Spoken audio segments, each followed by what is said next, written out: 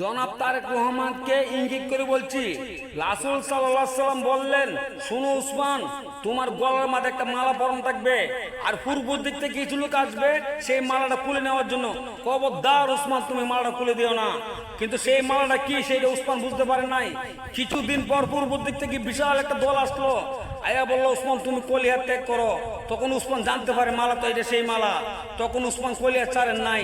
ঠিক সেরকমই আপনার ইমানটাকে উমর রাদিয়াল্লাহু তাআলার মতো শক্তিশালী করুন, আর এরকম আকীদা জমান, আমি মুসলিম চিরনবীর মরণ কি করি না ভয়, মরলে শহীদ বাঁচলে গাজী, আমার আবার কিসের ভয়, আমার জন্য দুমি কি সমান। এই আকীদা নিয়ে মাঠে নামুন, যত অন্যায় অশ্লীল কাজ আছে বিরুদ্ধে লড়া করুন। আপনি বিরোধী দল, আপনি শত্রু, আপনি বন্ধু হয়ে যাবে, আপনার মাথার উপরে আল্লাহর গায়েবী হাত থাকবে। আমি আম গাছে জাম ধরে না ধরে যেতে পারে, নাঙ্গলের ছিদ্রতে পাল ঢুকে না ঢুকে যেতে পারে।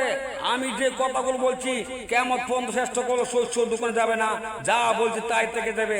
তবে আপনি ইমানটাকে শক্তিশালী করুন।